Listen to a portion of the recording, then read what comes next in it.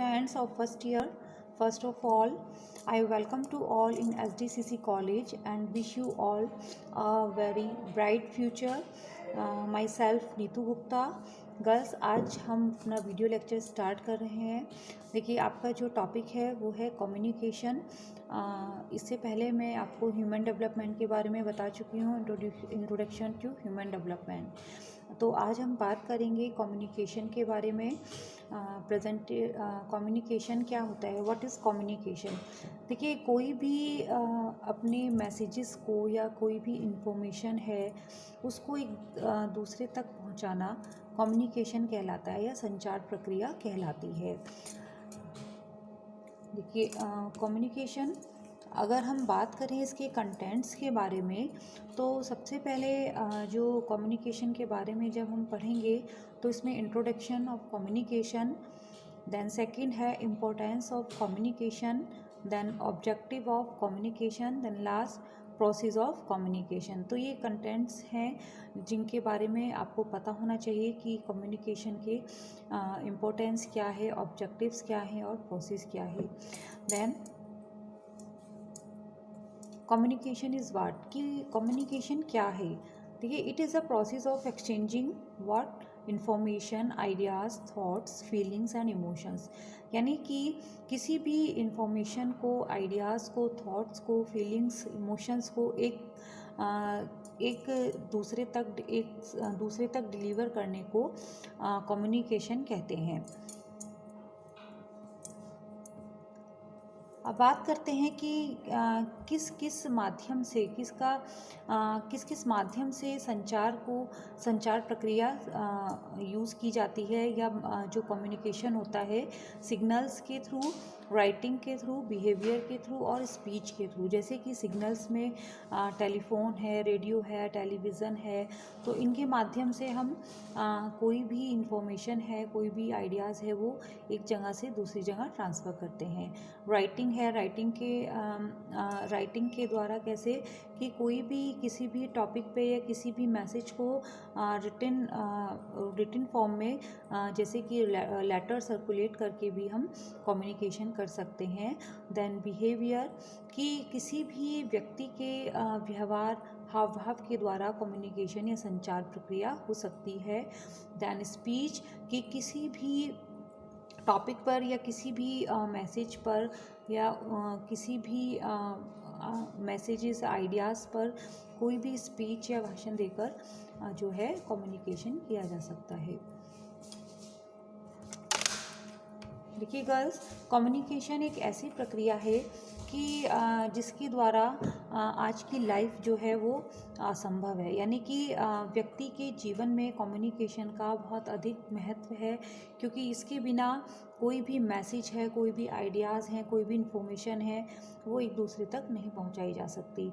किसी भी ज़रूरी बात को, कोई भी आइडियाज़ हैं किसी के, तो उनको एक स्थान से दूसरे स्थान पर या एक व्यक्ति से दूसरे व्यक्ति तक पहुंचाना ही कम्युनिकेशन कहलाता है. कम्युनिकेशन के बिना मानव का जीवन एक तरह से हम कह सकते हैं कि असंभव है, क्योंकि आज के युग में संचार प्रक्रिया का इतना महत्व है कि इसके बिना जीवन की कल्पना नहीं की जा सकती है.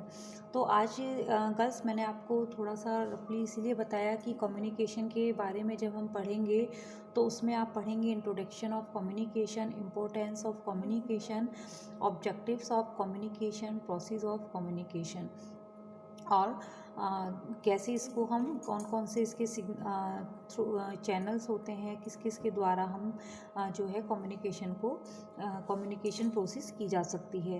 देखिए, कम्युनिकेशन प्रोसेस में एक चीज़ का होना अत्यंत आवश्यक होता है. वैसे तो इसके कई स्टेप होते हैं, लेकिन इसमें फीडबैक का होना बहुत ज़रूरी होता है. यानी कि जब देखिए कोई भी मैसेज है या आइडियाज़ हैं, कोई भी कोई भी लेटर है, तो जब वो कम्युनिकेट किया जाता है तो उसके लिए सबसे पहले सेंडर होता है, देन सेकंड, सेंडर जो मैसेज या कोई भी आइडिया या कोई भी इंफॉर्मेशन सेंड कर रहा है, डिलीवर कर रहा है, देन उसको रिसीवर जो है वो प्राप्त करता है। तो एक तरफ सेंडर है, देन सेकंड रिसीवर है, और फिर इनके बीच में एक आता है कि माध्यम क्या है, कि मैसेजेस को, इन्फॉर्मेशन को किस माध्यम से सेंडर तक भेजा जा रहा है। तो यानी कि चैनल कोई भी, देन लास्ट आता है कि रिसीवर के पास कोई भी मैसेज या इन्फॉर्मेशन पहुंचने के बाद उसकी क्या प्रतिक्रिया है, उसका यानी कि फीडबैक आना। तो कम्युनिकेशन की प्रोसेस में बच्चों फीडबैक का आना अत्यंत आवश्यक होता है, क्योंकि अगर फीडबैक कम्युनिकेशन का नहीं है तो इट मीन्स जो वो कम्युनिकेशन है वो इफ़ेक्टिव कम्युनिकेशन नहीं है।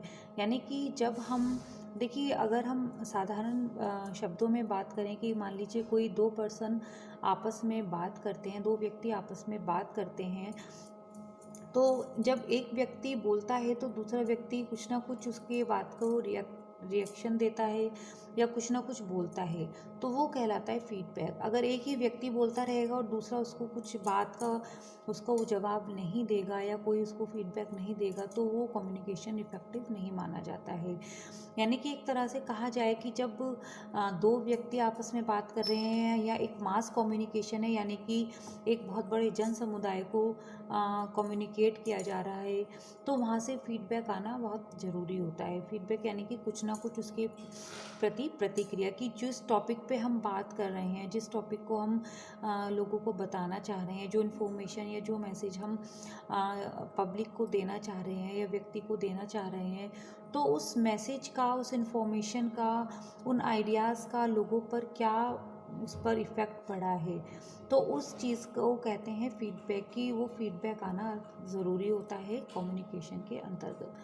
तो कम्युनिकेशन एक संचार प्रक्रिया एक ऐसी प्रक्रिया है कि जिसके द्वारा आजकल के जीवन में, आज के युग में कम्युनिकेशन के बिना जो है कोई भी कार्य संभव नहीं है। हर फील्ड में, यानी कि अगर हम देखिए, अगर हम छोटे लेवल पर सबसे पहले घर से बात करें अपने, तो घर में भी हम आपस में जब बात करते हैं तो वो भी कम्युनिकेशन है। एक दूसरे से बात करना, एक दूसरे से काम पूछ कर करना या कुछ भी रिटर्न में काम करना, तो वो भी सब एक तरह से कम्युनिकेशन ही होता है। ठीक है, एक दूसरे की बातों को समझना, सुनना, तो ये सब क्या है, ये संचार है, कम्युनिकेशन है।